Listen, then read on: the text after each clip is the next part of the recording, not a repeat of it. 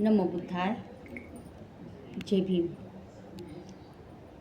Doctor Babasaheb Ambedkar लिखित भगवान बुद्ध आणि त्यांचा धम्म या महान ग्रंथामध्ये तथागत गौतम बुद्ध यांनी जो उपदेश आपणास दिलेला आहे त्यापैकी एक महत्त्वपूर्ण उपदेश असा आहे की ते आपल्या एका उपदेशात असं म्हणतात की समजा एखादा व्यक्ती की ज्याच्या संपर्कामध्ये 24 तास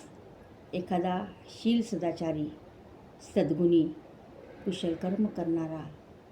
जो कल्याणकारी व्यक्ती आहे, असा व्यक्ती एखाद्याच्या आयुष्यामध्ये त्या व्यक्तीसोबत 24 तास राहत असेल, मात्र तरीसुद्धा त्याला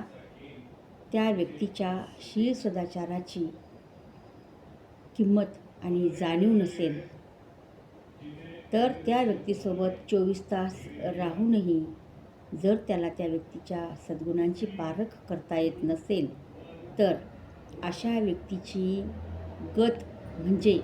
जणू काही एखादं आपण आमटी करतो, ते त्या आमटीमध्ये 24 तास जरी आपण एखादी पळी फक्त आपण त्या पळीला त्या वरणामध्ये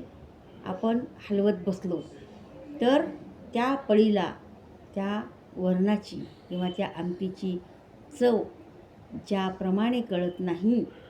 त्याचप्रमाणे एखाद्या व्यक्तीच्या सहवासामध्ये असा सदाचारी व्यक्ती 24 तास राहूनही त्याला जी पारख करता येत नाही, अशी गत म्हणजे त्या दिवसभर वरणामध्ये, त्या दिवसभर आमटीमध्ये ढवळलेल्या पळीप्रमाणे आहे. अशा पळीची उपमा अशा व्यक्तीला तथागत बुद्धांनी दिलेली आहे. याच्याच उलट एखादा व्यक्तीच्या जो शील सदाचारी व्यक्ती, तोच शील सदाचारी व्यक्ती, सद्गुणी व्यक्ती, कुशल कर्म करणारा व्यक्ती, कल्याणकारी व्यक्ती एखाद्याच्या संपर्कात क्षणभरी जरी आला, त्या व्यक्तीचा सहवास त्याला क्षणभर जरी लाभला, तरी तो व्यक्ती त्या व्यक्तीच्या सद्गुणांची, शील सदाचाराची पारख एका क्षणात करतो. जणू काही त्या पळीवर एखाद्या त्या ढवळत असलेल्या पळीनेच त्या वरणाची चव एक थेंब आपल्या तळहातावर घेऊन एक पळभरच त्या वरणाची चव जर चाटून पाहिली, तर त्याला जशी सुज्ञ व्यक्तीला त्या वरणाची चव कळते, त्याची किंमत कळते, तशीच पद्धत म्हणजे तीच उपमा, सुज्ञ व्यक्तींची उपमा ही तथागत गौतम बुद्धांनी सुज्ञ व्यक्तीला पळभराचा सहवासातून ज्या सदाचारी व्यक्तीची जाणीव आणि किंमत होते, अशा व्यक्तीला सुज्ञ व्यक्ती म्हणून त्यांनी उपमा दिलेली आहे. म्हणून माणसाने आपल्या आयुष्यात आपल्या सोबत आपल्याला असणारा व्यक्ती कसा आहे,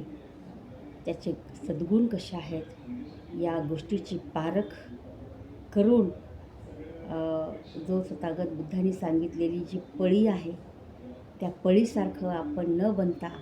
एखाद्या सुज्ञ व्यक्तीसारखं आपण बनलं पाहिजे. आणि सज्जनाची संगत ही कशी असते त्याची पारख करून क्षणभराच्या सहवासातही माणसाला त्याच्या शील सदाचाराची किंमत ओळखता आली पाहिजे. असा सुज्ञ व्यक्ती आपण बनलं पाहिजे, असं तथागत भगवान बुद्ध म्हणतात. नमो बुद्धाय.